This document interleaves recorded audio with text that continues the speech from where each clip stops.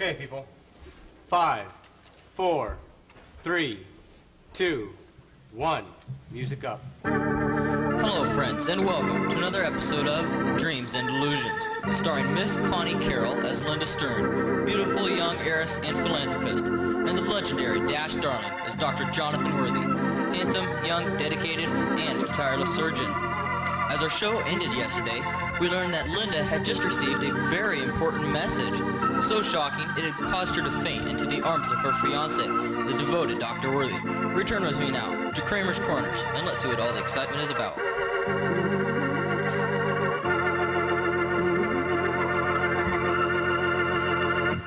Darling, are you all right?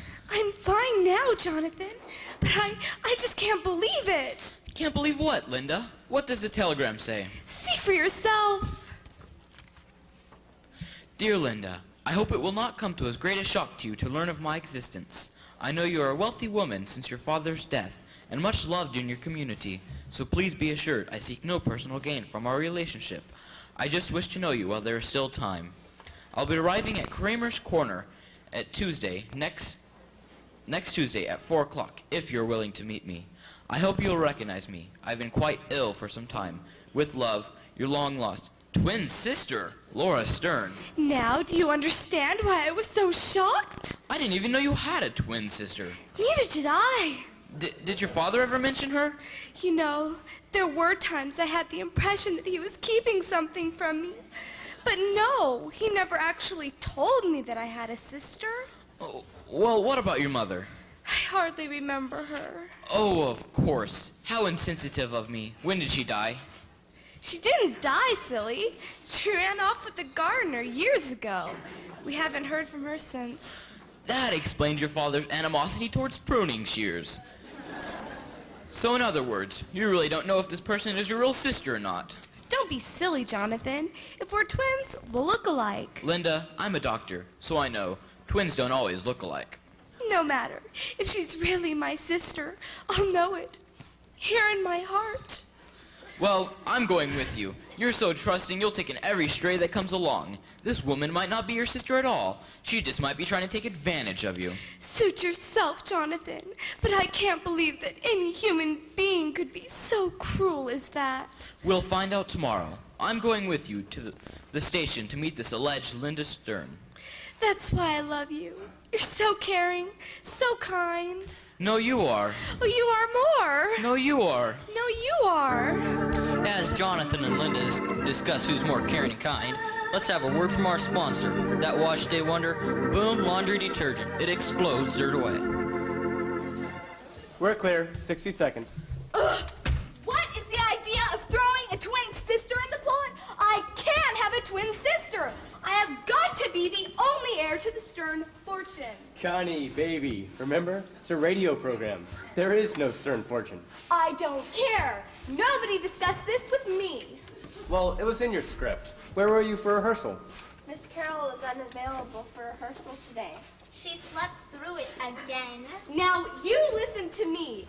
I am Dreams and Illusions, and I say that Linda should not have a twin sister. Not only is it a bad creative decision, but really, there's a war going on, you know. We can't afford to hire anyone else. I'm glad to see you so concerned about the war, Miss Carroll. But the truth is, I didn't add the part. So if you're unhappy, you need to go talk to the writers. Well, I think it's a swell idea. We could use a little fresh blood on the set. Oh, please. We don't need the input of a washed-up reject from vaudeville. Look who's talking. The only reason why you're on radio is because the home audience can't see you. You better hope this television fad never catches on, or you'll be washed up. Oh, how dare you! Calm down. Stop, you two. You don't have time for this now, remember? We're live. I'll talk to you both after the show. That's what you think. I refuse to go on until the writers get rid of this twin sister. I'll be in my dressing room. Come along, Mimi. Yes, Miss Carroll. Connie, sweetheart, you can't do this, remember? We're live. Just watch me. Don't worry, Bradford. I can do the show alone. Claire, get Alice, Betty, and Dorothy and tell them to skip to scene 12. But scene 12 is only 5 minutes long. Well, tell them to stretch it, and if need be, improvise. Perhaps someone else could read Linda. I don't think so, Clark. I got it. I can do my own vaudeville act. Or better yet, I could perform a groundbreaking emergency surgery, taking the audience step by step. How about a transplant? A brain transplant would be nice. Maybe you could perform surgery on yourself.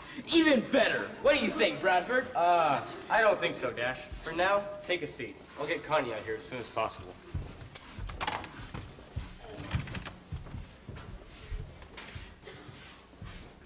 Alice, Betty, Dorothy, get out here. We're going to scene 12.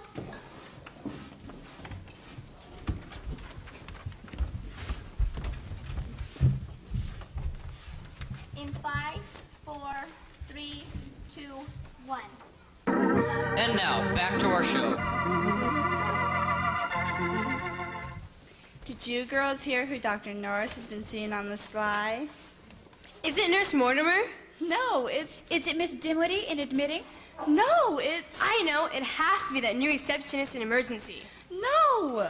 Well, quit teasing and tell us already. Yeah, I don't have time for 20 questions. I was supposed to be in surgery 10 minutes ago.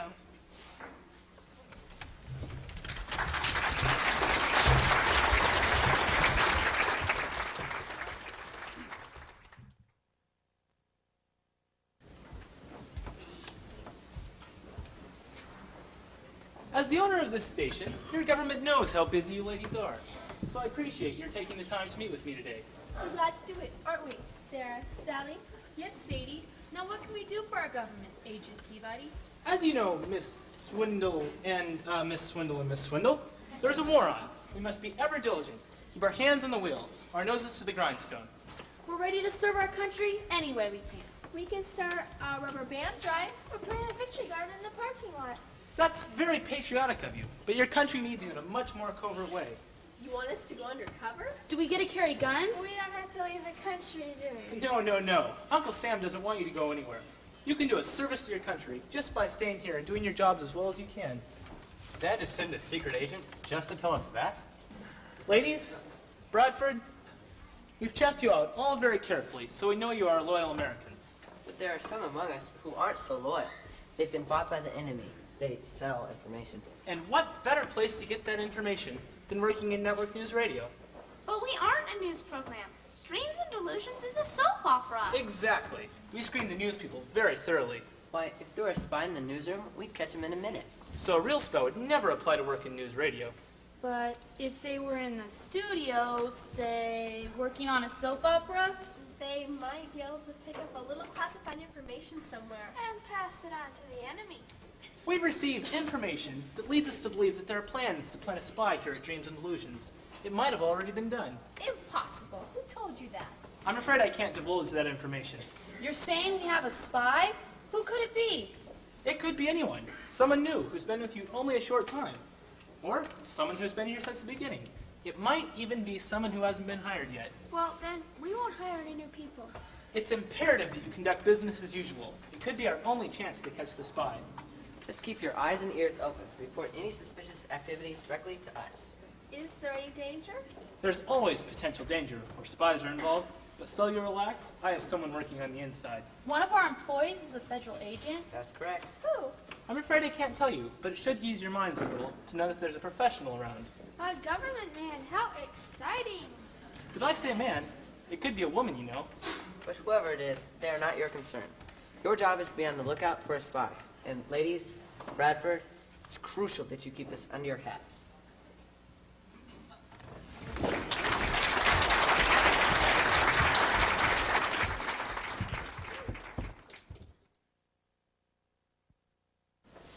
Did you girls hear we have a spy running around the studio? Big deal. A spy. They're everywhere these days. What we need more of are eligible men. No offense, Newton. He can't hear you. He's deaf as a doorknob. Anyway, Betty's right. All the young eligible men are overseas. What are you talking about? Eugene's not overseas. We all might as well forget about Eugene, Alice. Aw, you're just jealous because Eugene's a one-woman man. That's right. He just can't decide which woman. If it'll make you two feel any better, I gotta look at that new writer. He's not too bad. What's the matter with him? Got flat feet or something? Maybe he's a spy. As long as he's smelling under 40, I don't really care. He ain't here anymore. Then where is he? Eugene took him over to the boarding house to rent the vacant room. He's been living at the Y. Wait a minute, he's moving into our boarding house? That's great. Too bad there's 2 of you and only 1 of him. If it'll make it... You two can fight over him all you want.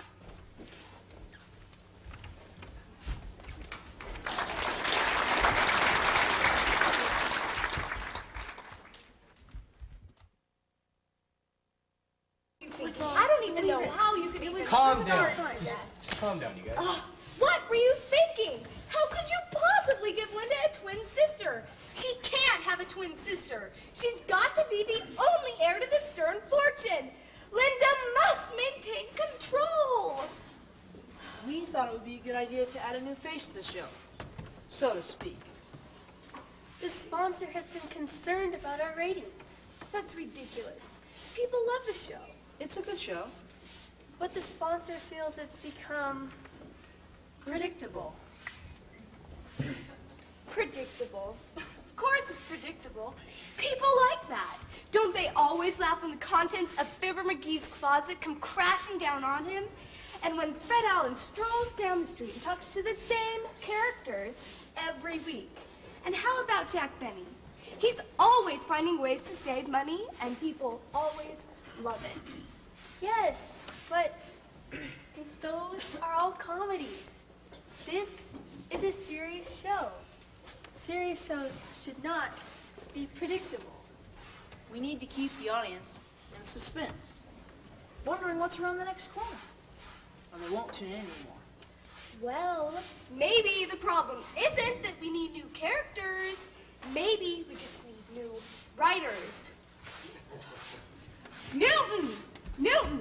Stop! Sorry. We can finish up later. Now, Connie, the dribbles are the best in the business. They're famous. That's right. Lots of times after the show, I hear people say, that was pure dribble.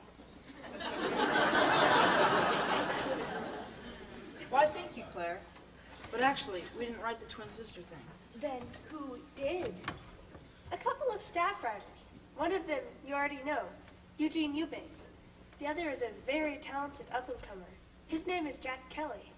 I've met him. He's very nice. Sorry. We asked them to join us today. They ought to be here any minute. In fact, here they are now. Miss Carroll, Mr. Honeycutt, Claire, Mimi, I'd like you all to meet our new writer, Mr. Jack Kelly. And of course, you already know Eugene Eubanks. They have been working on a new treatment for us. Mr. Honeycutt, I can't tell you what a pleasure it is to meet you. And of course, Miss Carroll. I'm speechless. It's too bad that melody didn't strike you sooner. Just what are you two imbeciles trying to do to my show? I beg your pardon? You wrote it. Look, we don't need any new characters. And even if we did, come on, a long-lost twin sister? It's a ridiculous idea. Get rid of her. But the sponsors! I don't care about the sponsors. Linda shouldn't have a twin sister.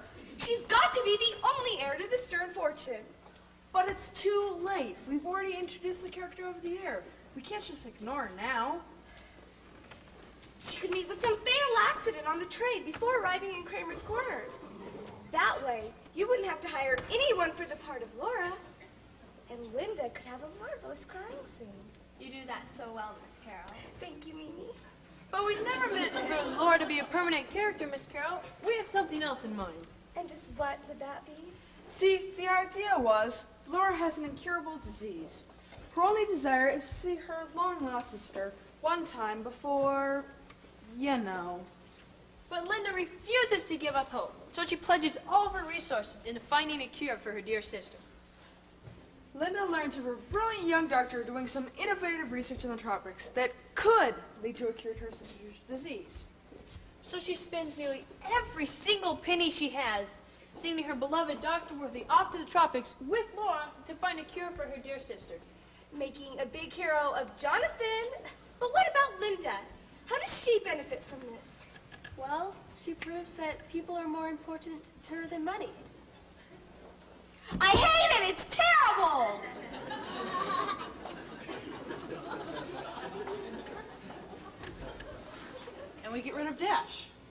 For a while, anyway. The sponsors feel his ratings has become dull. I love it! The sponsors are always right. They're brilliant. I must admit, I like the idea of getting rid of Dash. All right, you write it. Get this Laura in and out, and fast. You better make darn sure that nobody likes her too much. Yes, Miss Carroll. Mimi, what time is my facial? 2 o'clock, Miss Carroll. All right, Bradford, send the car around. Why not let Darla and I drop you off? We're having lunch with our sponsor, Howdy Earhart, the owner of Boone Soap. Fine. Come on, Mimi.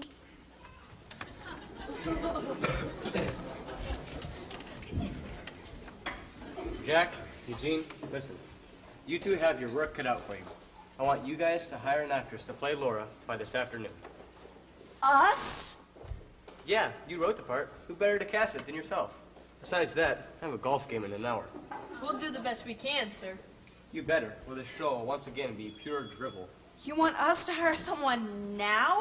No time like the present. But I've never hired an actress before. Have you, Eugene? Not me. What do we do? What do we say? Hey, just act like a big shot. Act like you own the place. It's a great way to meet women. Just give her the script, and if her voice is nice, hire her. Of course, I always ask her to show me her most alluring walk first. Why? It's radio. No one can see her. Jack, you know that, and I know that. But these girls aren't always so bright.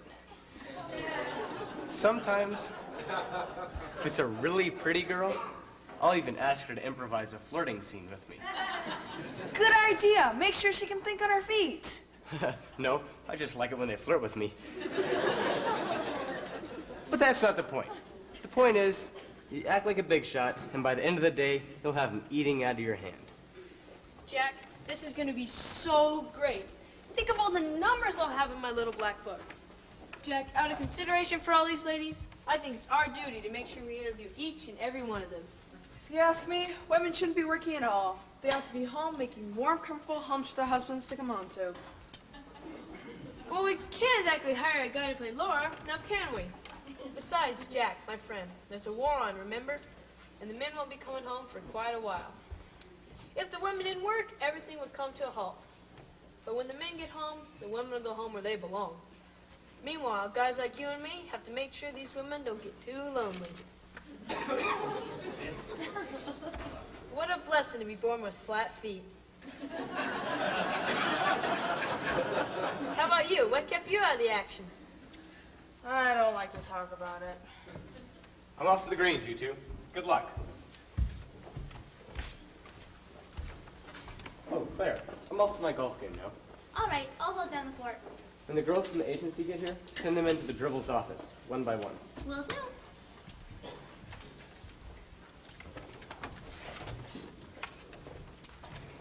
Excuse me, I'm looking for the dribbles. Oh, you've come to the right place. Here's our office. Thanks. How do you do? I'm Daisy Earhart. You're perfect, just the way I pictured you. Her. Don't you think so, Eugene? I'm not so sure, Jack. I don't think we should make any hasty decisions. Excuse me? Oh, yes, here, and your voice. Read Laura. Read Laura? Yes, please. I need to hear your voice. Don't be nervous. You can do it, honey.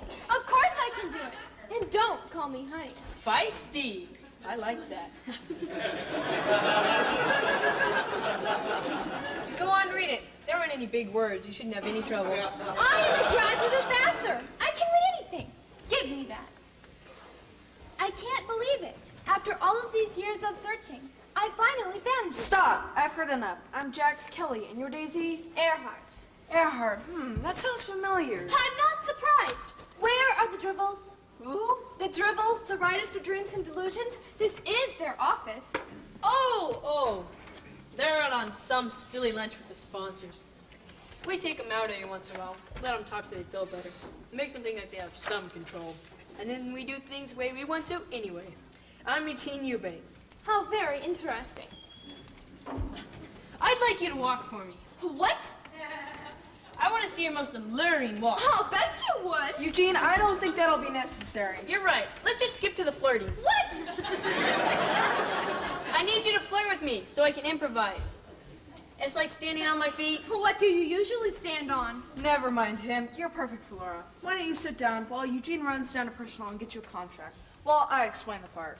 Why don't I explain the part while you do the contract? We'll both go. We'll be right back.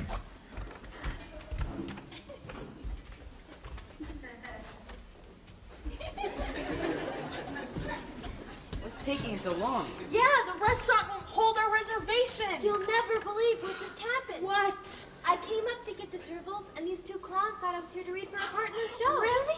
They actually hired me before I had a chance to tell them that I was the daughter of their sponsor, and that I'd just come to pick up the dribbles for a lunch date.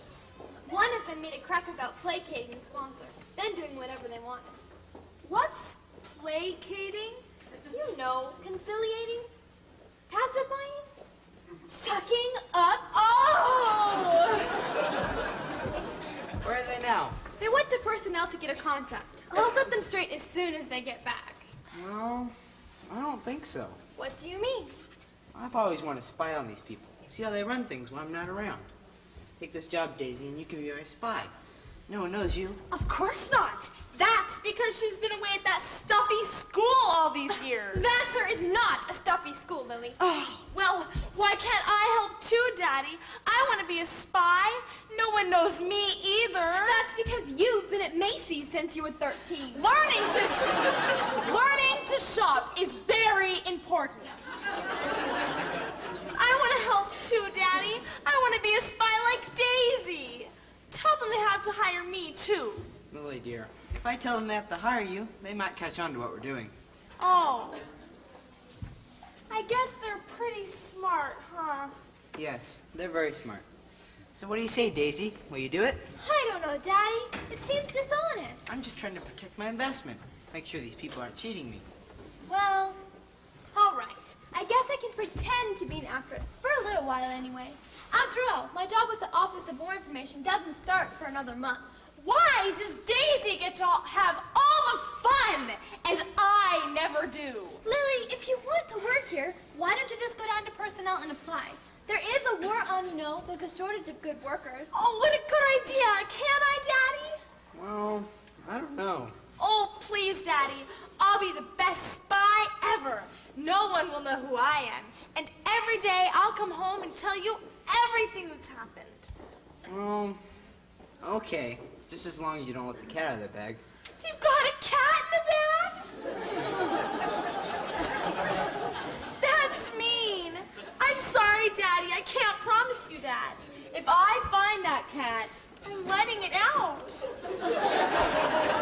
Hey, Lily, personnel is that way. Be sure and use a fake name so they don't know who you are. Right. I know. I'll be Camille. I've always liked that name. No, not your first name. You can keep that. Just give a fake last name. But I want to be Camille. Fine. Be Camille. Camille Smith. Okay. You'd better use a fake name, too. Trouble is, I already told them my name was Earhart. Did you write it or say it? I said it. Then next time you spell it E-A-R-H-A-R-T, like Amelia, instead of A-I-R-H-A-E-A-R-T. Good idea. Now, you'd better get out of here if I'm going to pull this off. Okay, I'm gonna go have lunch with the dribbles. Okay.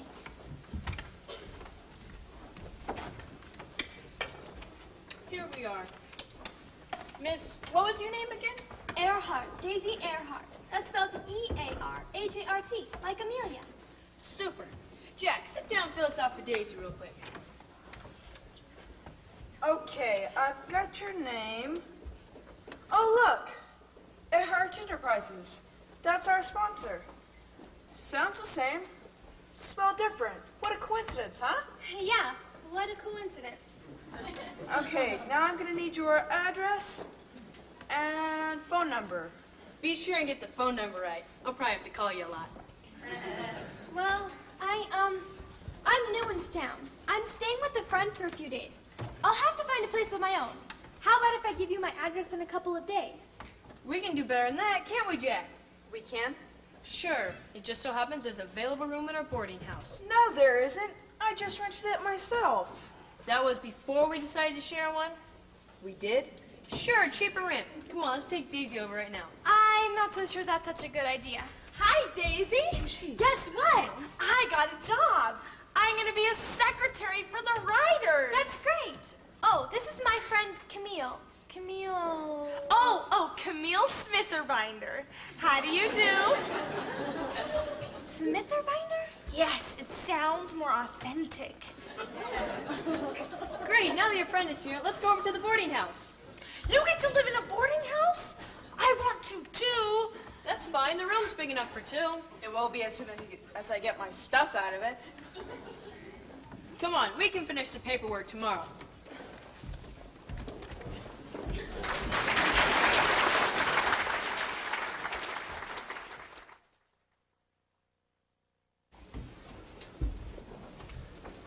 I think girls are gonna be real happy here. I run a tight ship. Let me introduce some of the other tents. Girls, come on over. I want you to meet Daisy Earhart and Camille Smitherbinder. This is Alice, Betty, and Dorothy. Why don't you girls get to know each other while I go see you about dinner? Cookie, you hurry up with that supper now. Great, just what we need, more female competition. Thanks. Pleased to meet you too. Oh, don't pay no attention to Alice. She's just mad because Eugene wouldn't ask her out. Eugene Eubanks and Jack Kelly are the only eligible men under 40 around. I'm sorry, I didn't mean to be rude. It's just that with most of the men overseas, it's kind of difficult not to feel possessive of Eugene and Jack. I know what you mean. I used to have a boyfriend, Herman. But then he got shipped to France. Do you write to him? I would, but I don't speak French.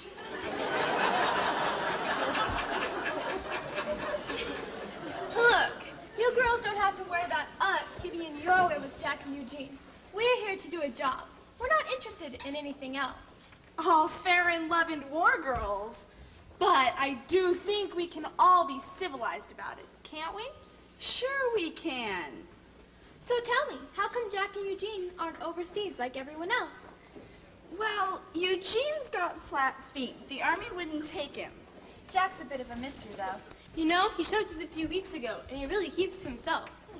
Yeah, I asked him why he wasn't in the army like everybody else, and he said he used to be. So I asked him if he got injured. He said something like that and immediately changed the subject. I think he's a spy. Don't be silly. He's much too handsome to be a spy. Handsome is the best kind. They flash their baby blues, and pretty soon you're telling them your life story. It ain't Jack. He's got loyal American written all over him. But if you ask me, I think it's Connie. That's crazy. Women aren't spies. Ever heard of Mata Hari? Well, what's all this spy talk? Somebody from our show is a spy. But it's supposed to be a secret, so don't say anything. Why would someone want to spy in a soap opera? I don't know. Alice told Betty and me. I overheard a confidential conversation in the executive office. Oh, dear. Yeah, overheard with your ear pressed up against the keyhole. Isn't it exciting? A German spy working for Dreams and Delusions. Yes, a German spy. It's wonderful. I mean, it's wonderful, we know. We had to be able to catch him in no time. Anyway, as much as I hate to admit it, I have to agree with Alice. I think it's Jack. He keeps to himself. He won't tell us where he came from, and he hasn't asked any of us out yet. I mean, really, is that normal? Well, I still say he's too cute to be a spy. Besides, look at him. He's just a regular all-American guy. Who ought to be overseas with all the other regular all-American guys. Well, I was reading in today's Army how they kidnap regular all-American guys and they brainstorm them. Brainwash? Yeah, brainwash, that's it. They brainwash them and then they don't have any accent and they look like regular all-American guys. Maybe that's why Jack won't tell us where he came from. Maybe he doesn't even remember. Don't you guys think you might be jumping to conclusions about Jack? Well, if you think so, why don't you ask him? Yeah, but if he's clean, remember, we saw him first. Yeah, here's your chance. There he is now. Come on, Camille, we'll show you our room. Who? Oh, okay. Hi, Daisy. Are you moved into your room yet? Not yet. Well, let me know if I can give you a hand. I'm pretty good at moving furniture myself. The room is furnished, you know. Though I'm sure little Camille and I could handle a little furniture if we needed to. We'll just be bringing over our clothes and personal items. Well, maybe you'd like to get some dinner later. I'd like to get to know you better. I'd like to get to know you too, but why wait for dinner? So tell me, how long have you been with the show? A few weeks, really, since my discharge. So you were in the Army. Where did you serve? Here and there, no place important. Mr. Kelly, you sound like a man with something to hide. I have nothing to hide. There are just certain things I'd rather not talk about. Well, what can be the harm in telling me where you served? Were you in England? France? No, but enough about me. Let's talk about you. How come a lovely girl like yourself isn't married and raising a couple of kids? That's a rather personal question, Mr. Kelly. Are you in the habit of interrogating your new employees? I was just trying to make polite conversation. You don't have to answer if you'd rather not. Well, Mr. Kelly, I happen to be a career woman. There's no room in my life for a family right now. That's unfortunate. This ghastly war has turned many women out of the comfort of their homes. Perhaps when it's over... I hope the war is over soon, but I have no intention of giving up my career when it is. And as for a family, that may come someday with the right kind of man. Just what is the right kind of man? One who's not threatened by an intelligent woman. One who allowed her to be her own person instead of just an extension of himself. Maybe he'd even help out with the housework once in a while. Housework? Look, Miss Earhart, you're a beautiful girl, but take it from me. A man wants a woman to watch after his children, keep his house nice. Being a wife and a mother is a woman's highest calling. It's certainly more important than being a two-bit actress in a radio soap opera. I have no intention of being a two-bit actress on a radio soap opera. I am a graduate of Vassar. I have a degree in economics. I'd keep that quiet. No guy wants to date a girl smarter than him. I take it you don't date much. I'd like to take you out. How about dinner tonight? Mr. Kelly, your idea that a woman needs a man to be fulfilled is archaic and barbarian. Hey, it's not my idea. It goes down to Adam and Eve. This isn't a proposal, and I'm not trying to take the vote away from you. I just thought you'd like to have dinner. Modern women do eat dinner, don't they? I should have known you'd be so typical. Excuse me. Hey, Jack, you been moving in on Daisy before I had a chance to ask her out myself? Forget it, Eugene. She's educated and very modern. Hey, I don't have a problem with modern women. Sometimes even offer to pay for dinner. You know that redhead in advertising? Last week, she posed to me. She proposed to you? What is going on with the women in this country? You let them work outside the home and they go nuts. I kind of like it. You would, but I don't. I'm an old-fashioned guy. All I really want to do is find the right kind of person and settle down. But I'll do the proposing, thank you very much. Jack, I'm not looking for nothing permanent. It's just guys like us got a gold mine here in the States. I mean, with all the other fellas overseas, it would not be fair to all those women if we just stayed down with one. Yep. You know, I never thought I'd be so happy to have flat feet. It turned out to be a real asset. Jack, you never told me. What kept you out of the action? Like I told you before, I don't like to talk about it. You're not a deserter, are you? No way. I've served my time. It's just that I never went overseas. Listen, Jack, we're friends, right? Level with me. What's your big secret? You have to promise not to tell anyone. You have my word.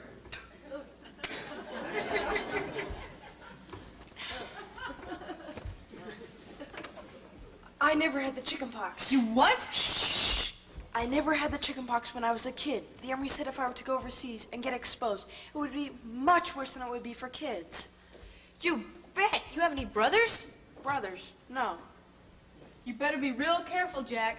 If you get exposed, it could mean the end of the Kelly line. You mean I could die? No, you wouldn't die. You might never have children. I see.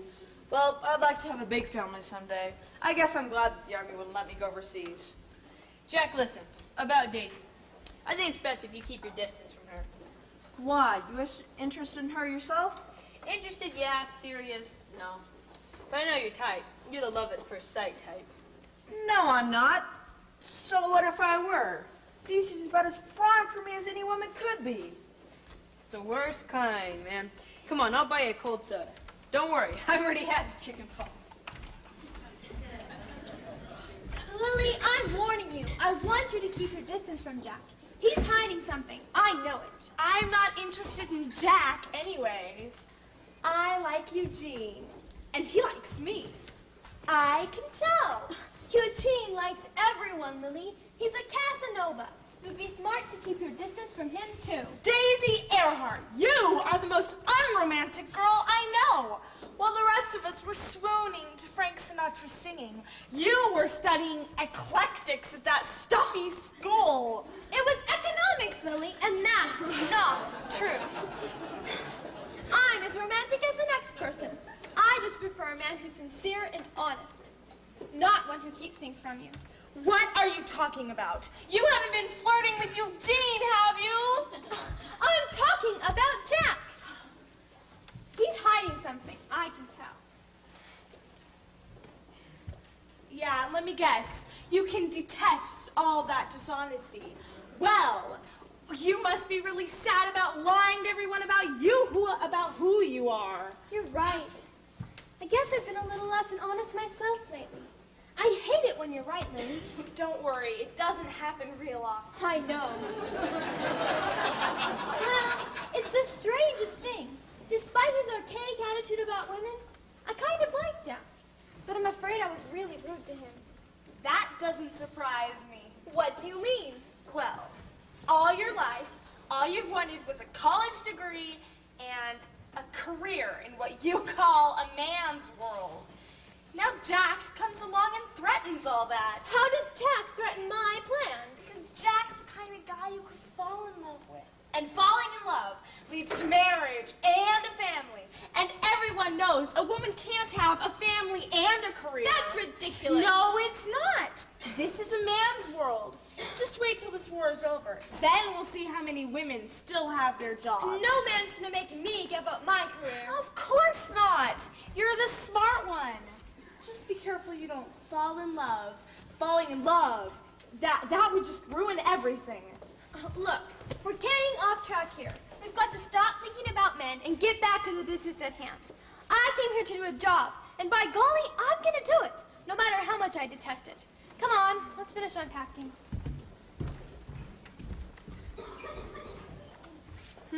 She came here to do a job? I don't know about those two, but I'll be watching them very carefully.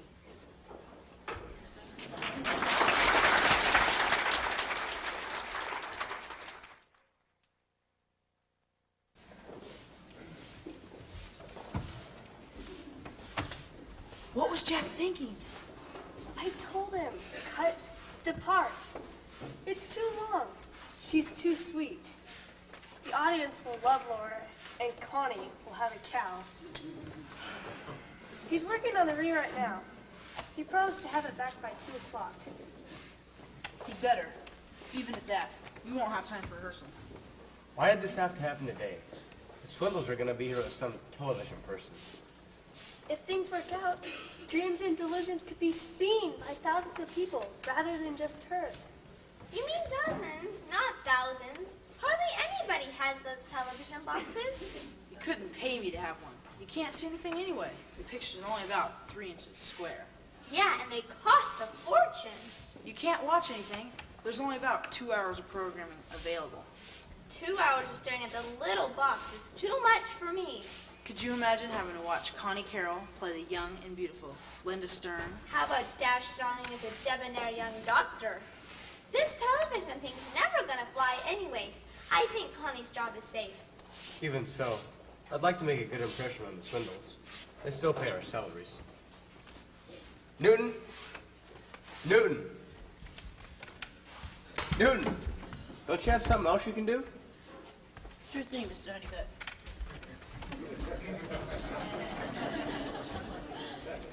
Here are the new scripts. I did as you asked, but I have to tell you, I don't feel right about it all. Great. Laura has 2 lines, then she's on a boat to South America.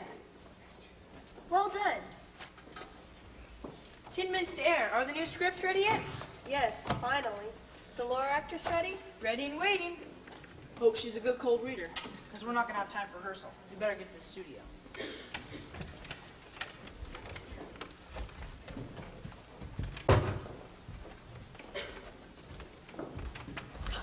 Where is my head? Get the scripts, will you? I left them on the desk.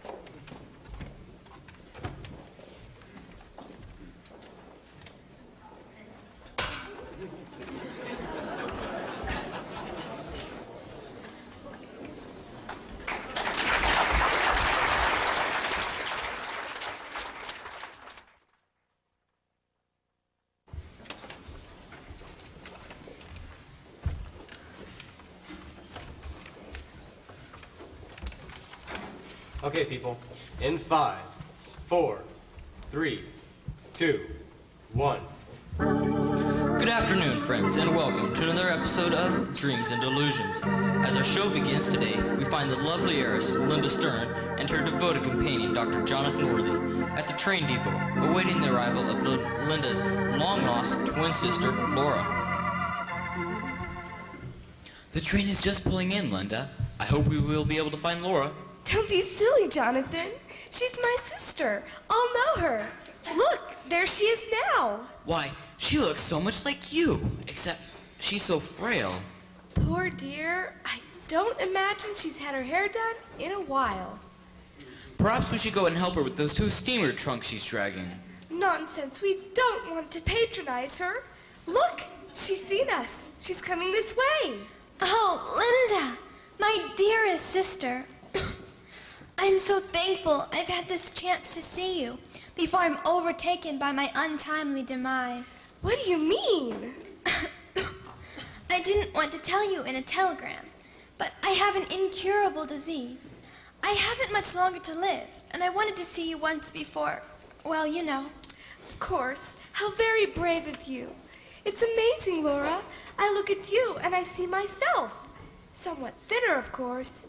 Dark circles under the eyes. Bad haircut. But still, the resemblance is uncanny. Oh, forgive me. This is Dr. Jonathan Worthy. I must know, Laura. Where have you been all these years? How is it we have never heard of you? It's a very long and complicated story. You better give us a quick summary. Well, it seems that shortly after we were born, our mother was traveling to Europe on an ocean liner. There was a tremendous storm, and everyone thought the ship would sink. She bundled us both up in life preservers and headed for the lifeboats. Apparently, in the confusion, you wandered off. She left me with another passenger, a missionary to outer Zambublia, while she searched for you. Mother returned just as they were lowering our lifeboat into the choppy waters. In all the confusion, the missionary never could find Mother again, so he took me along to outer Zambublia. I've been working there all my life, teaching the natives to play chess and do crossword puzzles.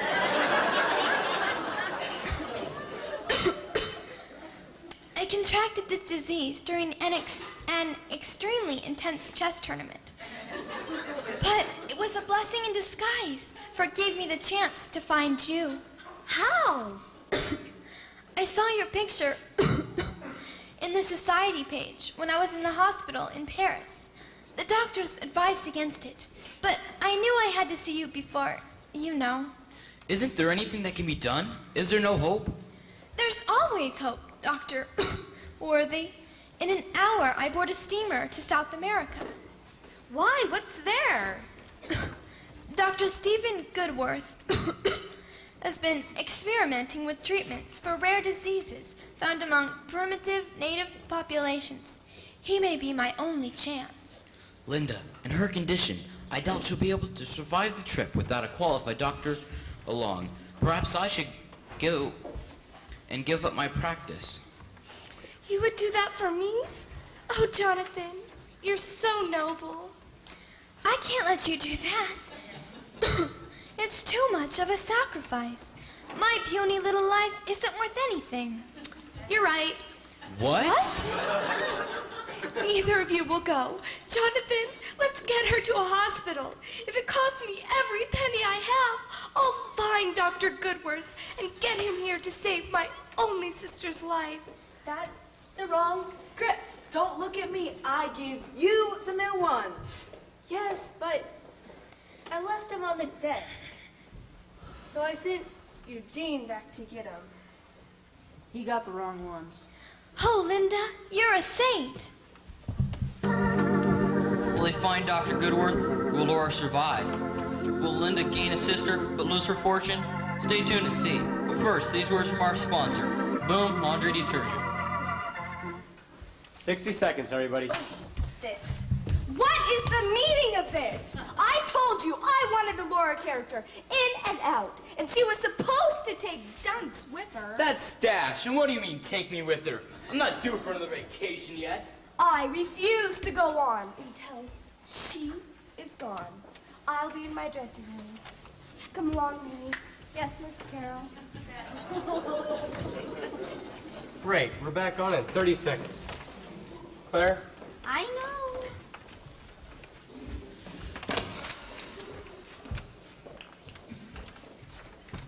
Alice, Betty, Dorothy, get out here. We're going with scene 6. Never mind that. The network's cutting in with a special bulletin. It'll be a good 5 minutes before we're back on the air. Okay, take 5, everybody. Don't go far. Showbiz. It's gonna be the death of me.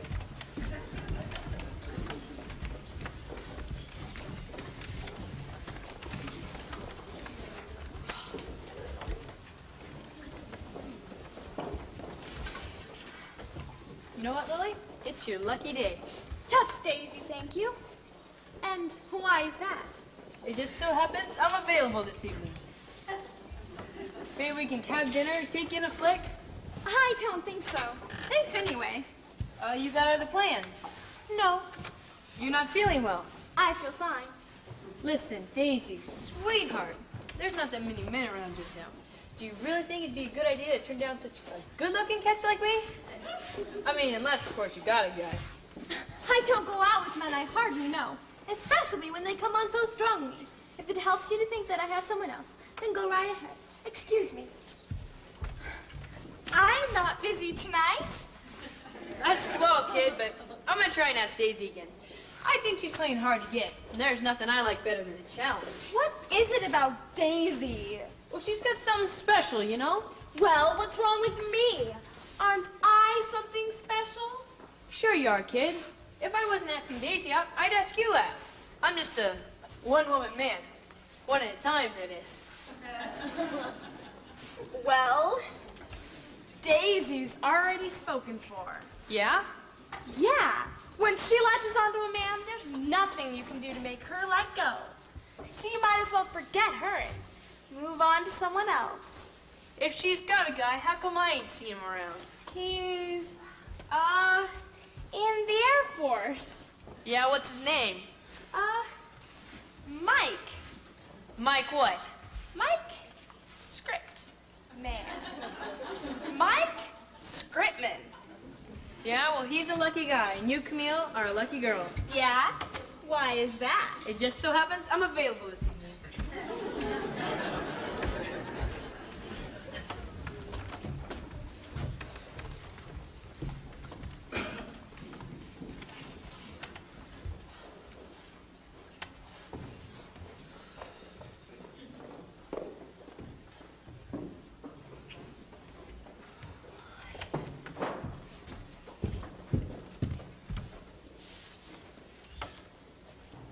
Daisy, Yes, Mr. Kelly? please, call me Jack. I thought you were great as Laura. I guess Miss Carol's not too thrilled with me. It's not my fault we got the wrong script. Don't worry about her. Anyway, I'm glad you got the wrong script. Really? Why?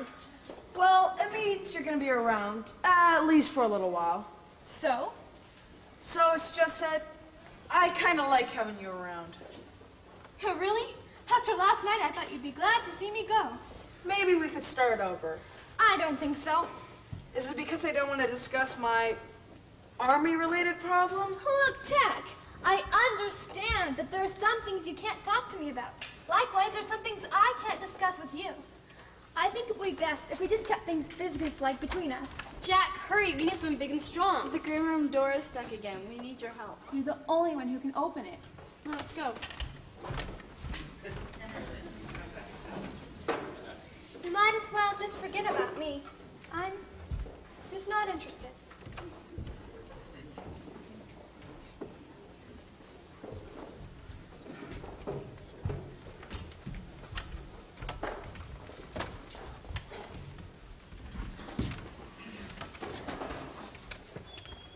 We got over 100 calls during the special report. Everyone loves Laura. They do? Yeah. One gentleman offered to donate any organ she needed. A lady offered to donate her aluminum foil ball to help raise money into research in Laura's disease. And a gentleman wanted to start a Laura Stern fan club. He asked for 50 autographed pictures. This is wonderful. Laura was just the shot in arm dreams and delusions needed. Find a cure. I'll get Jack right on it.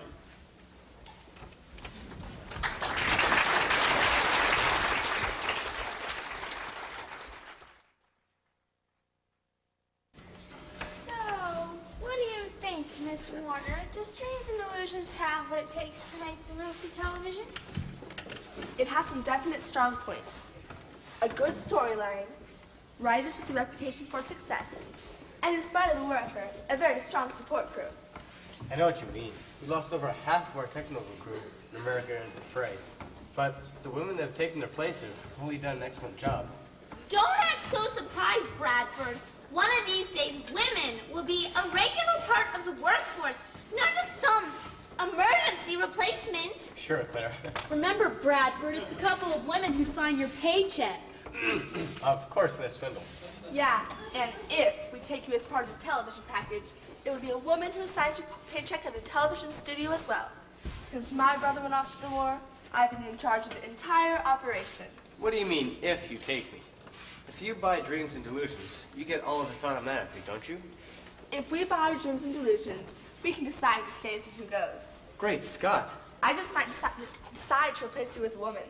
No, please, Miss Warner, don't do that. I've been here since the show began. This show is my life. I've done a good job. Ask anybody. Don't worry, Bradford. We like your work. Like I said, it's a good show.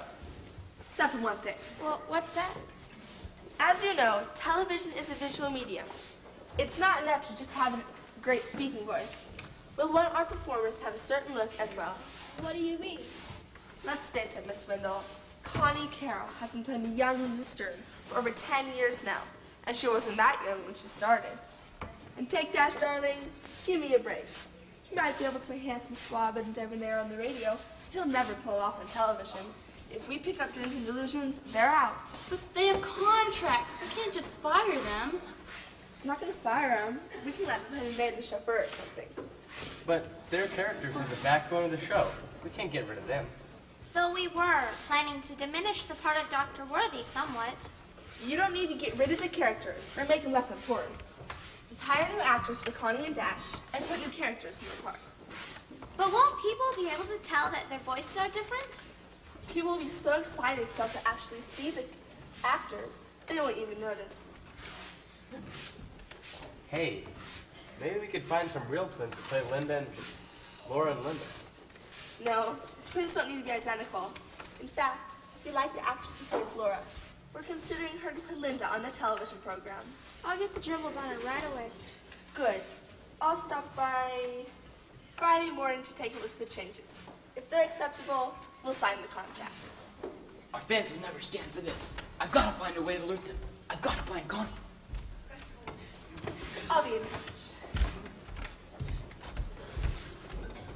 Excuse me, Bradford. Yes? There's someone here to see you and the Swindle sisters. He says it's important. Thanks, Camille. Send him in. Newton, don't you have... You can finish up later. What do you say, Mr. Bradford? It's Agent Peabody and his assistant, Hubert. Ladies? In Bradford? Any new developments? Our operatives turned up nothing. Maybe this is all a mistake. Maybe nothing's gonna turn up. No, our source is ironclad, but whoever it is, He might know the heat's on, so he's laying low. So what? Eventually he'll reveal himself. Probably, but I can't justify keeping an operative here much longer. With your permission, I'd like to set a trap for the spy. How exciting. We can be part of a sting operation. We might be willing to help you, but what do we get out of it besides risking our lives? I'll tell you what. You help us trap the spy, and Uncle Sam will owe you one. What's the plan? We'll let the word slip out. There's classified information about troop movements, sealed in an envelope hidden in Dribble's desk. We'll say it can't be opened until Friday morning's newscast. I get it. That'll force the spy's hand. He'll have to steal the envelope Thursday night while everyone's out of the office in time to sabotage our troops. That's a brilliant idea. Why, thank you. Now the question is, how do we set the trap for the spy to make sure he won't get caught without making him know? That's easy.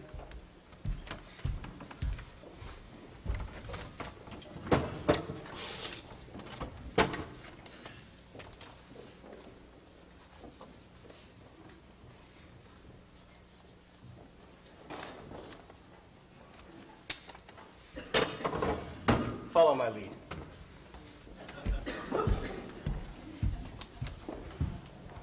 Camille, could you come in here for a minute? Yes, Bradford? Yes, could you check in the Dribble's desk and see if you can find tomorrow's script? Sure thing. Now, as you were saying, Agent Peabody, you want to store classified information in the Dribble's desk until Friday morning's newscast? That's right. We'd like to keep the public informed about our boys. But of course, we don't want to put them in any danger. The information deals with troop movements. Top secret. If this mission happens to be a success, it could be a certain victory for the Allies. Of course, if we fail. I understand. So it's important that this information doesn't fall into the wrong hands. Absolutely. That's why I'm asking you to keep it hidden in the Dribble's desk until Friday morning's newscast. That's an excellent idea. No one will ever think of looking there. Of course, we're glad to do our part for the war effort. Thank you. I knew you would. Remember, this is top secret. No one must know this is here but us. Then we must be on our way. Camille, did you find tomorrow's script? No, not yet, but I'll keep looking. That's okay. You can go now. Let's put it in the top middle drawer. No one will look there. Gosh, top secret. I can't tell anyone about this. Alice, Betty, Dorothy!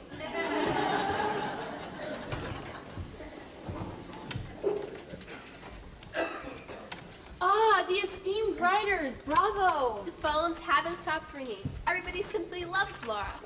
We're glad you're happy. What's more important is that the sponsor is happy. And Howdy says Boom Soap is selling like hotcakes. And Miss Warner from the television studio was very impressed. So keep up the good work. We'll certainly try. We have some treatment changes to discuss with you, but that can wait till later. First, my sisters and I feel we need to ride the tide of our new popularity. What did you have in mind? We don't have anything in mind. That's what we pay you for. We want you to come up with some grand publicity stunt centered around Laura. It should be something that really sparks the audience's interest. Make them want to tune in every day, never missing an episode. Thereby, getting absorbed in the plot and characters so that watching the show becomes routine. Habitual, chronic. Addictive. Excellent idea. We'll get right on it. Good. Keep in touch. Ta-ta. Toodaloo.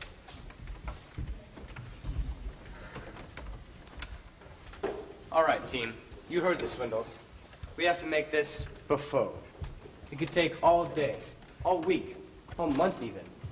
Jobs may depend on this campaign, and heads may roll.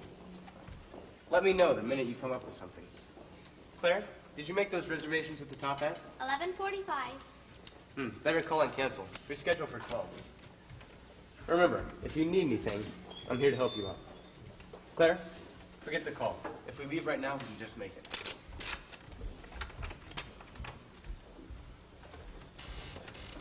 So much for our fearless leaders. Any ideas? Oh, can't we do this tomorrow? I've got a lunch date. Sorry, Romeo, but until we come up with something spectacular, I'll leave. It's canceled. That's great. Well, come on. Think of something. I've got it. How about a long-lost lover? What? You know, a lover from Laura's past. We could drop hints every day that some past love of Laura's is about to show up. Hey, that's not half bad. Maybe he could be some soldier missing in action. All of these years, she believed he was gone. And whammo, he's back. I love it. It's got everything. Romance, suspense, emotion. Write it, Jack. I'm going to lunch. Hold it, Eugene. You're right. It's good. But it's not publicity stunt. It's a plot twist. What we need is doing something real, like doing a show from Daisy's hometown. Digging up some old high school sweetheart. Something like that. Yeah, people are crazy about that reunited lovers junk. I don't know. I don't think Daisy wants to see any of her old boyfriends. This isn't about what she wants, Jack. This is about what the owners and the sponsors want. This is showbiz, Jack. We're trying to evoke a tender, meaningful, emotional response from our audience. We can't be thinking about people's feelings. I've got it! What? Tell us. Come on. We'll bring her real boyfriend home and surprise her over the radio, live. But we haven't given Laura a boyfriend yet. No, but Daisy has one. Daisy never mentioned anything to me about a boyfriend. Well, I knew there had to be a reason she turned me down. Camille says she's got a guy. His name is, Mike Scrimming. He's in the Air Force stationed in England. How does Camille know? The girls are roommates. They're always telling each other stuff like that. Well, I think it's a good idea. It's perfect. Starting tomorrow before Daisy comes in, we'll have the announcer give the audience a little tease. Something like, we've had so many calls and letters about our new star, Daisy Earhart, who plays the lovely but infirm Laura Stern. She's done so much for our show. Now it's time for us to do something for her. But we'd like it to be a surprise, so don't tell anybody. Stay tuned to our show as the ecstatic Daisy Earhart is reunited live with her soldier boyfriend on Dreams and Delusions. I love it. It's Buffo. A real winner. It stinks. Let's go to lunch. Eugene, you get in touch with the Air Force Public Relations. We've got to find Mike Scrimming as soon as possible. If you have any problems, talk to Bradford. I heard someone high up was in favor. Okay. Mike Scripman, I bet you had chickenpox when you were a kid. I hate you.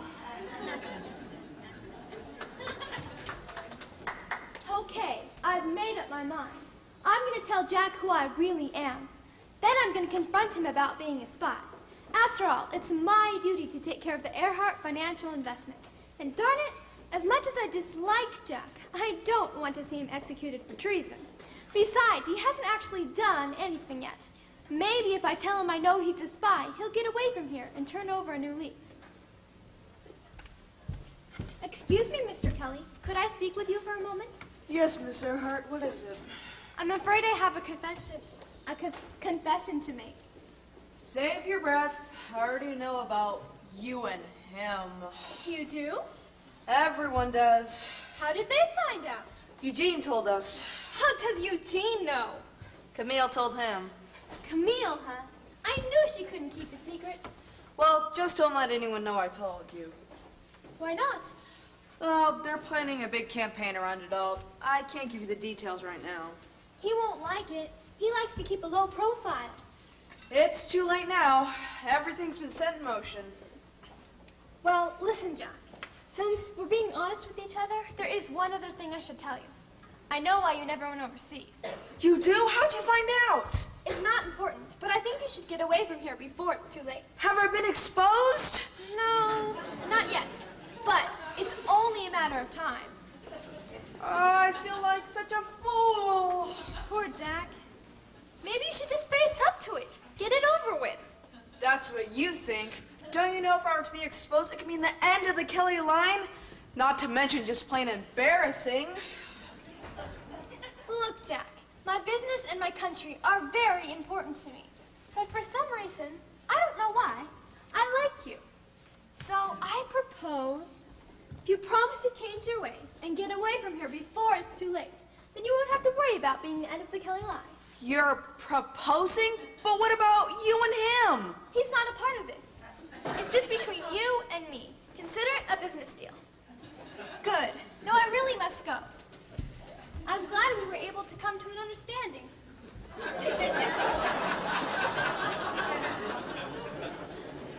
Hey, Jack. Eugene, you won't believe what just happened. You're not still asking her out. You know, she has a boyfriend. No, I didn't try to ask her out. We're engaged. What? We're engaged. Okay, Jack, let me get this straight. Yesterday you couldn't get a date with her, and today you're getting married? What did you say to her? Nothing. She proposed to me. Get out of here. No, it's true. See, she found out that I had never had the chicken pox, and she was warning me to leave the country before I was exposed. And then I told her what you told me about meaning the end of the Kelly line, and she proposed. Are you sure? She was very clear. Eugene, she wants to be the mother of my children. I don't believe it. We shook on it.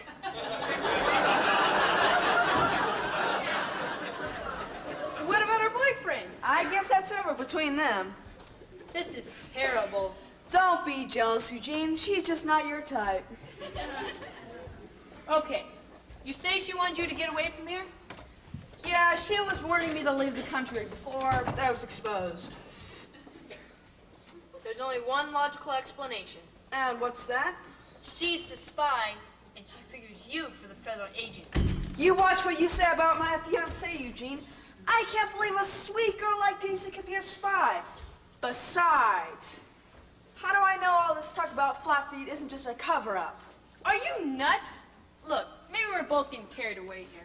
Maybe, but unless you have some solid proof, I'd advise you to stop. I think I do. Claire, send Camille in here, will you? Thanks.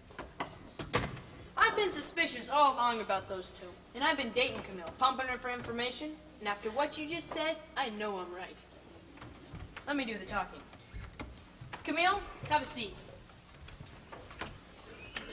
We know about Daisy, who she really is. You do? Yes, we do. And she thought she was so good. I was better at something for a change. You? Sure. You don't know who I really am, do you? No, I guess not. Then I'm the better spy. You're both spies? Of course. Of course, Daisy was a spy first. They thought she'd do better. But she hasn't found out anything. And I found out all sorts of things. Well, what kind of things have you found out? Well, Dash Darling colors his hair and wears a girdle. Connie Carroll has to wear glasses when she first reads her script. Bradford has an unexplainable fear of wingtips. The Dribbles live with her parents. Clark and Mimi are dating. And the janitor, Newton, wears a rug. You've been very observant, Camille. You might as well call me Lily, now that you know. Does Daisy have a fake name too? Sure, fake names were her idea.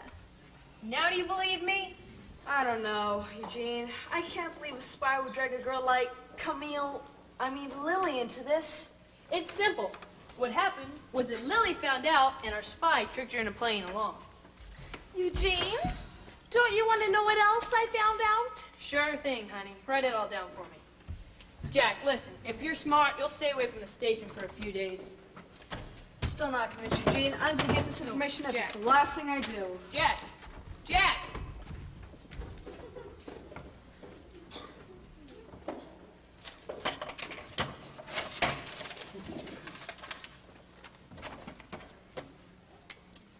Top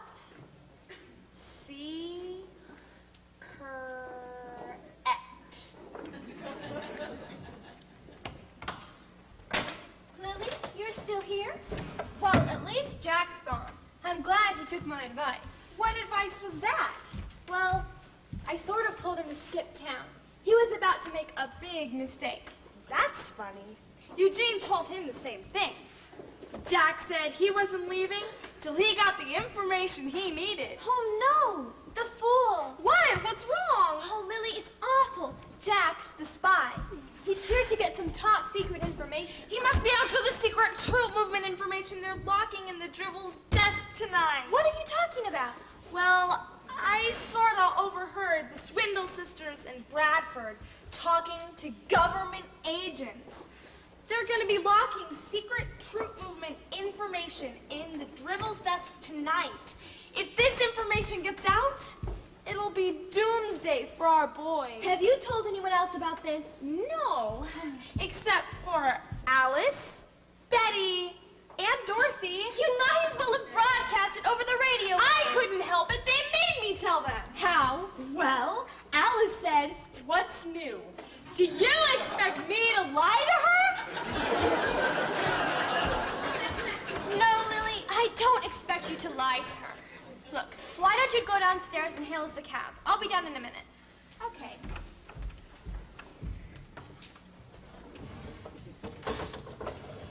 Good, it's still here. I'm sure I can talk Doc out of stealing the information. But I think I'll hang on to this just in case he gets back here before I do.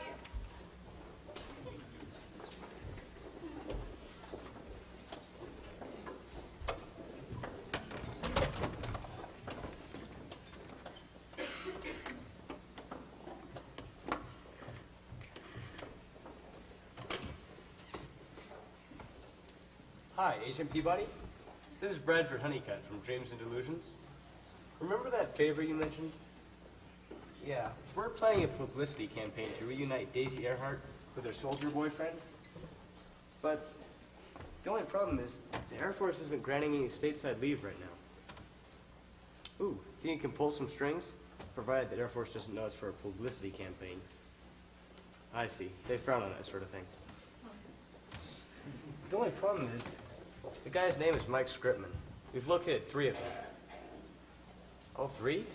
Hey, that's not a bad idea. We could surprise Daisy and her Air Force boyfriend. That'll make for an even better PR. Hey, good idea. There won't be a dry eye in the house. Okay, have the flyboys here by Friday. Thanks, Agent Peabody. Bye now.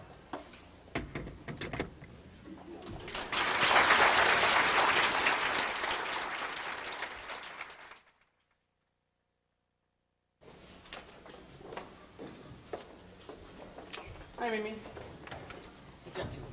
I'm just going over Connie's script, writing out all the long words phonetically. Dash wants me to find her. He's real upset about something. She's in her dressing room having her nails manicured before the show. Why is she doing that? Nobody's going to see them. She wants to look her best for the television people. Why? She says television's just a passing fad. It'll never catch on.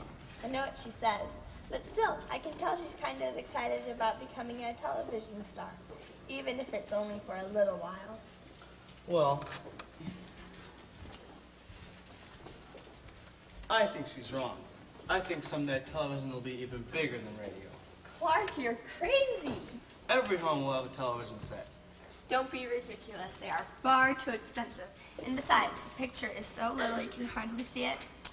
Anyway, what fun is it looking at a picture? People never look as good as you can imagine them to be. Take Dash Darling, for example. What do you mean? He's supposed to be a handsome, dashing young doctor. That may work in front of a microphone, but never in front of a camera. They need someone that looks more like you. Gee, thanks, Mimi.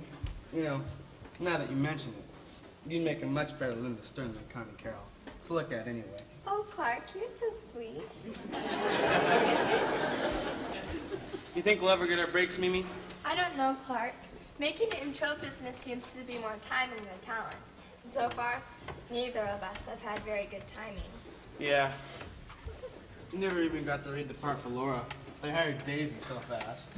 Yeah, well, I heard they may be adding an actor to play Laura's love interest. Maybe you could read for that. Maybe.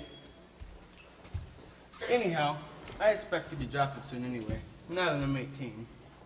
But, still, my timing hasn't been all bad. What do you mean? I got to meet you. Golly.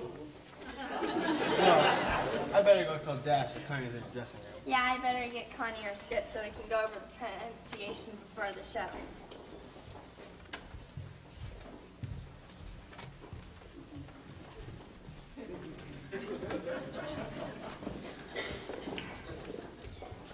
There you are. We have to talk. No, we don't. It's in my contract. I only have to talk to you on the air. Yeah, I feel the same way about you. But we gotta put our personal feelings aside for a while. Our jobs are at stake. Yours maybe, but not mine. This show would be nothing without Linda Stern. You're right, they need a Linda Stern, but they don't need a Connie Carroll. I have heard the television lady convinced the Swindle sisters to replace you and me with younger and more attractive actors. You're crazy. They never get rid of me. I am Dreams and Delusions. Oh, really? Well, it just so happens I heard the Swindle sisters promise the television lady that they're gonna make Daisy the new Linda, and they're gonna hire younger and more attractive actors to play Jonathan and Laura. So let them try. I have a contract. If they break it, I'll sue. They have no Then I'll own the show. They have no intention of breaking your contract. They're gonna make you play the maid, and I'll be the chauffeur. A maid? Never. I don't believe a word of this. Suit yourself, but your trumped-up image of yourself may mean the end of your career. I, however, could write myself a little insurance policy. Dash, wait a minute. Just for curiosity's sake, what were you planning to do? I'm gonna break into the writer's office Thursday and replace Friday's script with my own. What good'll that do? You can still hire another actor to do your part and make you play the butler. Chauffeur. Oh, excuse me. I think it makes a difference. And no, they won't, because my script includes a physical description of Dr. Jonathan Worthy. It'll describe me so perfectly, they won't have any choice but to keep me for the part. Dash, your character is a handsome, young doctor. How will you account for the difference? Easy. I was planning to find a cure for Laura's disease, but I have to travel into the deepest of the Amazon jungle to procure it. At great risk of my own well-being, of course. I was successful, but the journey took such a toll on me that I've appeared to age. It got fatter. In a matter of speaking, yes. But every wrinkle and gray hair is worth it to save Laura. I'll be a hero, and the audience will demand they keep me. How will you switch the scripts without anyone knowing? I'll sneak in after everyone is gone. It's a stupid plan. It'll never work. Perhaps not, but it's better than doing nothing. Dash, wait, hold on. It'll never work unless Linda goes with him to the Amazon.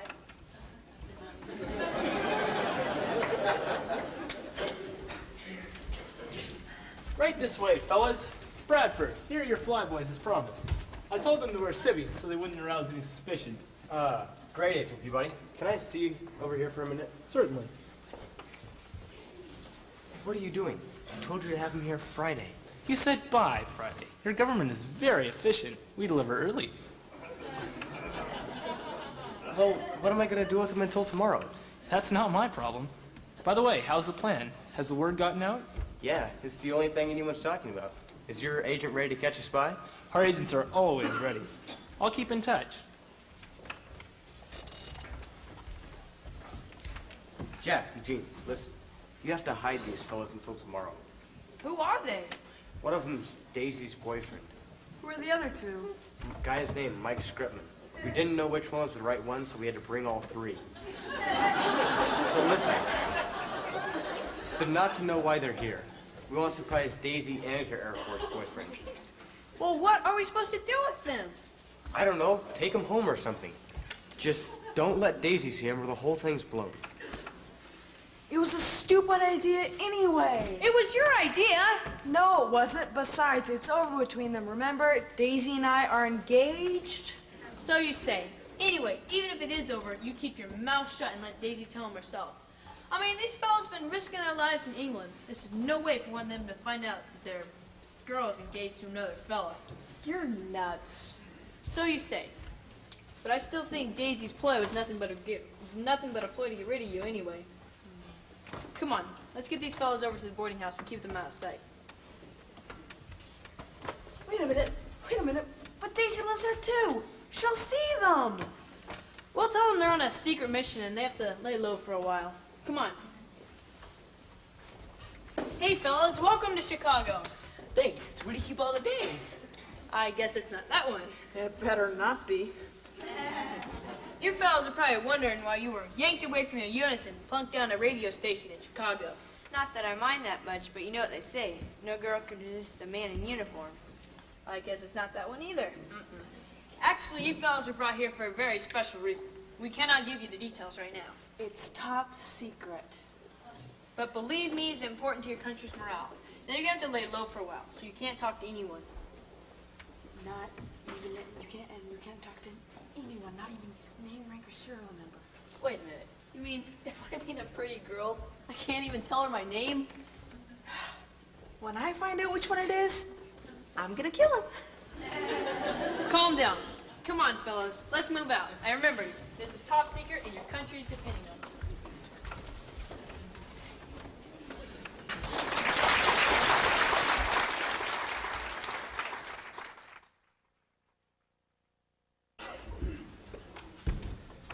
You boys make yourselves at home. If your friends Jack and Jean, you're welcome here. Will you be staying for dinner?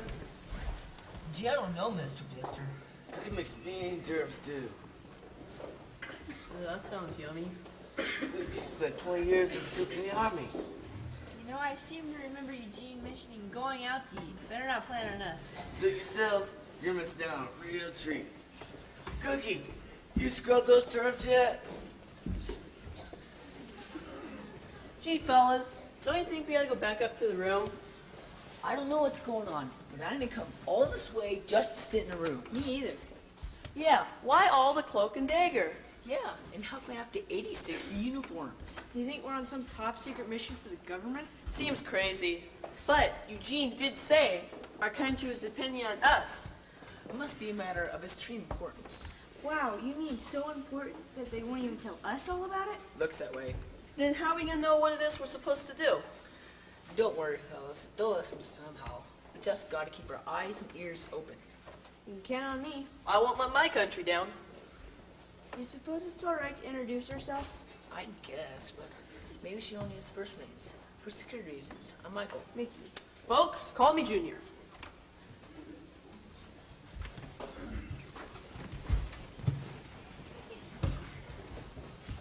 Hubba, hubba, hubba. Girls, are you a sight for sore eyes? Might you introduce yourself? Let me speak. I'm Alice. I'm Betty. I'm Dorothy. Who are you fellas? We're friends of Eugene. Oh, we work with Eugene at the station. He didn't tell us he was having any company.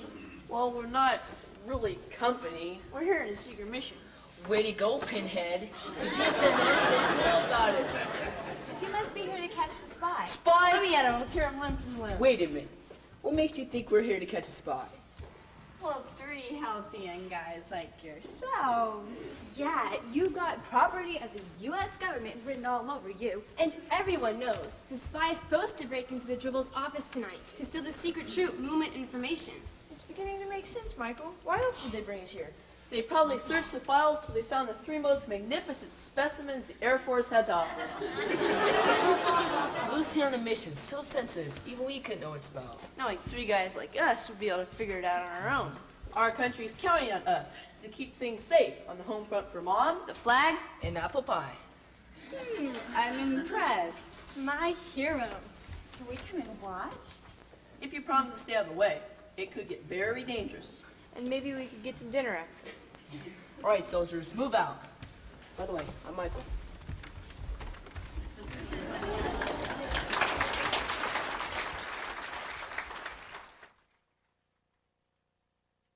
Okay, here's the plan. The secret documents are supposed to be in the desk, so we need to position ourselves where we can see the desk. But anyone trying to sneak in won't see us. Got it. This is so exciting. You girls stay back when the trouble starts. That's right. It could get dangerous. Oh, Junior, you're so brave. Do you hear that? Everybody, hide out there!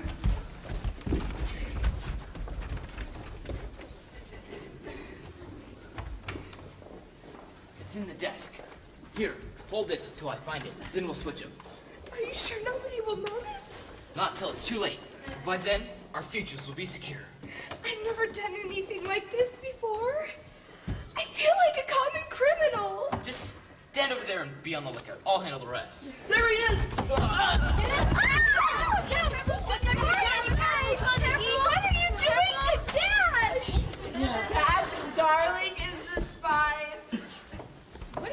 blubbering about? Of course he isn't the spy. Why would he be the spy? Because he's trying to get the secret documents out of the drawer. No, I wasn't. I was trying to get tomorrow's script out of the drawer. Why? So he could replace it with this one. He was only trying to save our jobs. I simply can't play a maid. I created Linda Stern. There now. It'll be okay. Sure it will. I'd be glad to play the butler if you were the maid. You would? Sure I would. Oh, but I can't stand you. You can't stand me. Hey, I know that.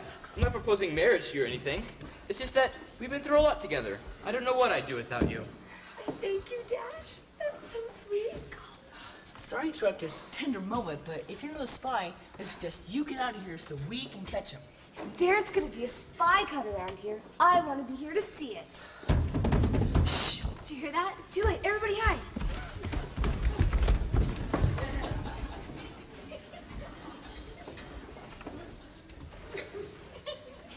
Are you sure it's in here? Yes, I'm sure. Keep quiet. We'll get it. We'll be out of here in plenty of time. Besides, without it, we might as well not keep our appointment. Just hurry. This whole thing gives me the creeps. There he is!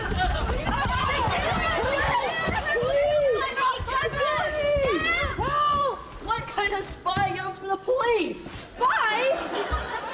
Dirk Dribble is not a spy. Demand you release him this moment. If you're not the spy, what are you doing secret on here after hours? I forgot my wallet. It's in the desk. I have an appointment tonight. Oh yeah? Well, who's the appointment with it? Double agent? We're meeting the sponsor for dinner. I needed my wallet because the sponsor never picks up the check. Biggest cheapskate I ever knew. Are you girls sure there's a spy? Of course we're sure. We heard it from a very reliable source. Excuse me, what are you... What are you doing sneaking up on us like that? We didn't sneak up on you. People shouldn't be here. You'll ruin everything. A lot of careful planning went into this. Oh, you must be talking about the spy. You know about the spy? That's why we're here. We're undercover. On a top secret mission to catch a spy. Listen, guys, you're not here to catch a spy. We're not? No, you're here to surprise your sweetheart, Daisy Earhart. Who? Daisy Earhart. One of you is her boyfriend. Did you hear that? Everybody hide!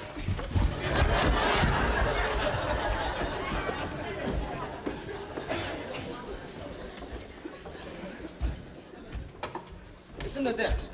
Come on. Clark, we shouldn't be here. What we're doing is wrong. Don't be silly. Of course it's not wrong. Just think of it as an opportunity of self-improvement. There they are! Got it.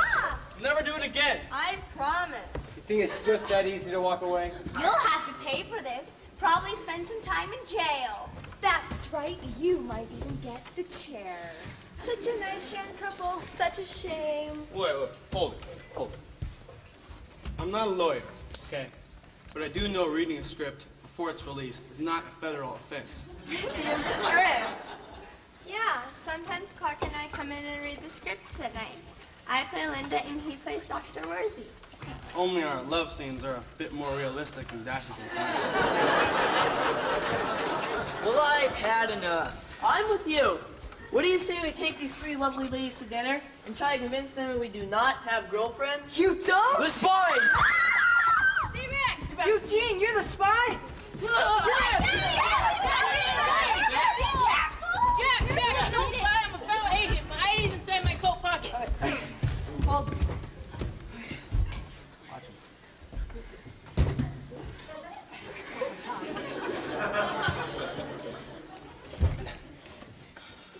Uh-oh. He's red, everybody. He's an agent. Sorry, Eugene. Do you all mind explaining what you're doing here? Let's just get all you out of here so I can catch myself a spy. Jack, you check the desk for the envelope. I'll get these people out of here. Let's go.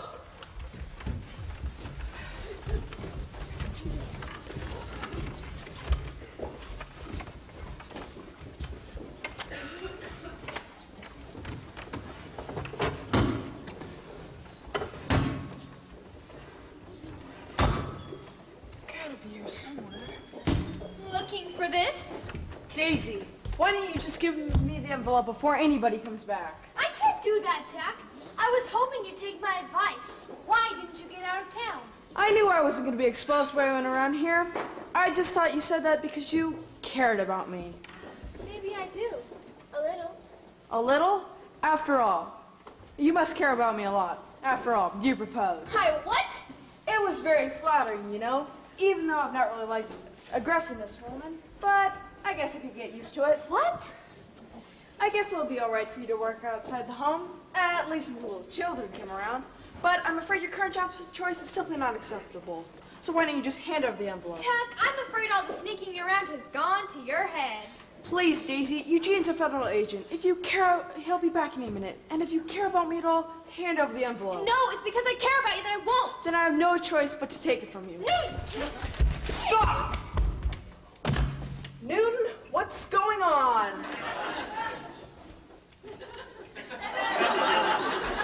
I'm not Newton. I'm Fritz Frieder Felder Heimenberg, and I'm here for that envelope.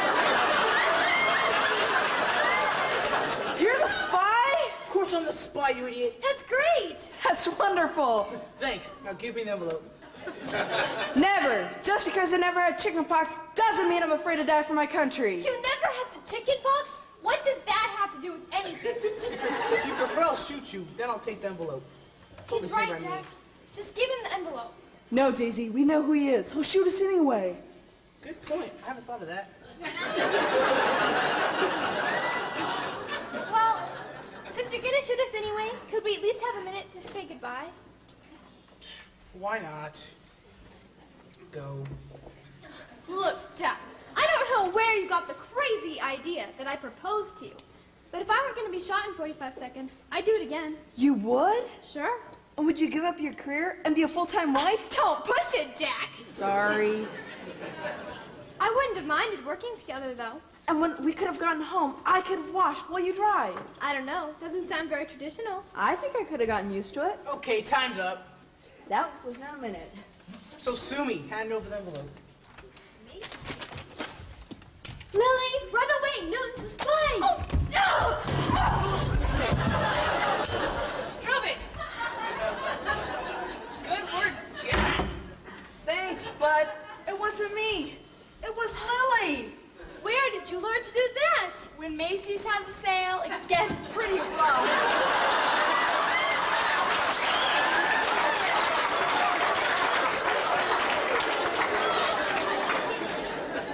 Here you are, my two spies. I beg your pardon? I've been looking for my two daughters, Daisy and Lily. I'm Hattie Earhart, Earhart Enterprises, sponsor of Dreams and Delusions. My two daughters have been doing all the undercover work for me. Make sure these... See how the things were going on the set. So that's what you meant when you said you were spies. Of course, silly. You didn't think we were German spies. Of course not. I'm a trained federal agent. I know a spy when I see one. Now let's get this vermin locked up. We need to all sit down and have a nice long talk.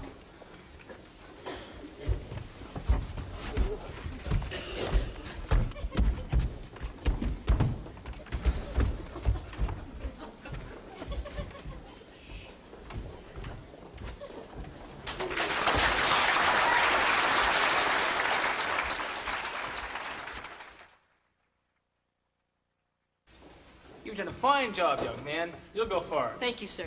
And we're especially grateful to you for bringing your Siegel oven, Lily Earhart, into the agency.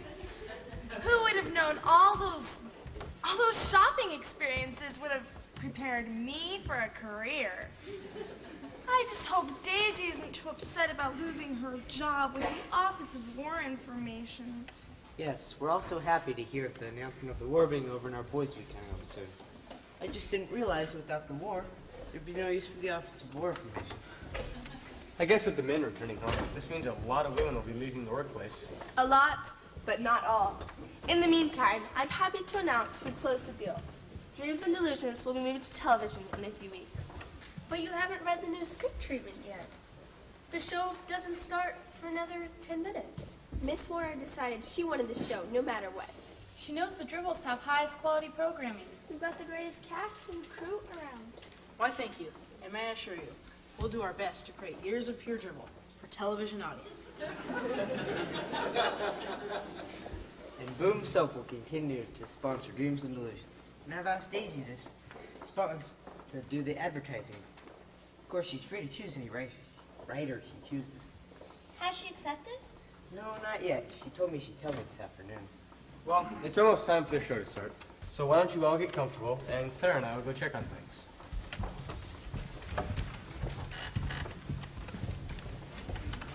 Miss Earhart. Oh, hi, boys. So, I guess you're gonna be heading back overseas to mop up a bit. That's right. The fighting's over, but there's still a lot of work to be done. We want you to know how much we admire what you did. That's right, Camille. I mean, Lily. You were a real hero. Thanks. But I hope you boys aren't too mad that you got dragged into this mess. Are you kidding? If it hadn't been for coming here, I would have never met all these fine people. Yeah, and I wouldn't have met Betty. Or Dorothy. Aw, that's real sweet. You two girls be sure and write these nice boys while they're in England. After all, their own language is very similar to ours. But they'll do that, Lily. Come on, girls. We have a show to get ready for. You boys can stand over there.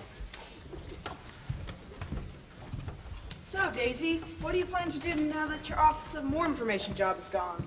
Well, Dad asked me to take over the advertising for Boom Soap when Dreams and Delusions makes its move to television. That sounds like a great idea. Yeah, except my field is economics. I can handle the money end, but I'm lost when it actually comes to creating a commercial.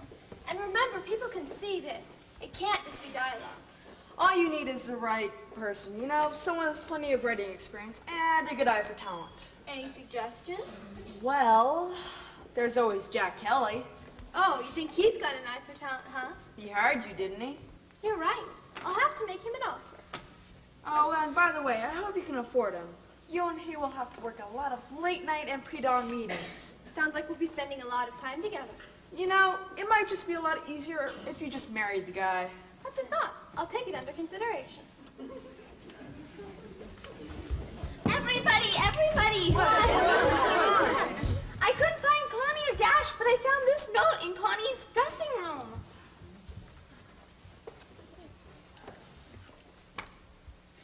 Dear friends at Dreams and Delusions, Dash and I have decided to retire. We're going to open our own acting school in Hollywood. Hollywood? What a stupid place for an acting school. Good luck with television, but mark my words, it'll never catch on. Signed, Connie Carroll and Dash Darling. What are we going to do? The show starts in 3 minutes. Clark and Mimi. Clark, Mimi, get to the mics and grab scripts. You're Linda and Jonathan. Are you serious? Yes, he's serious. Hurry. But we don't have scripts. Here, I left him in here. I figured it would be the last place anyone would look, but you'll have to read it cold.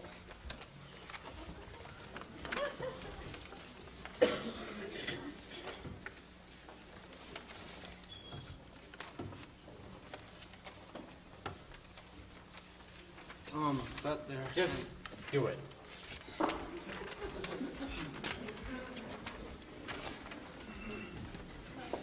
Ready? In 5, 4, 3, 2, 1. Hello, friends, and welcome to another episode of Dreams and Delusions. Today we find Jonathan and Linda discussing some of their closest friends. Did you know Dash Darling colors his hair and wears a girdle? Well, Bradford Honeycutt has an unexplainable fear of wingtips. That's not the script. You'll have to improvise. Linda, darling, don't you think it's time that we finally tied the knot? You mean get married? Yes. After all, we've been engaged 11 years. Oh no! This is a disaster. I love it. And I want those two for Linda and Jonathan on the television program. You're right. It's pure drivel.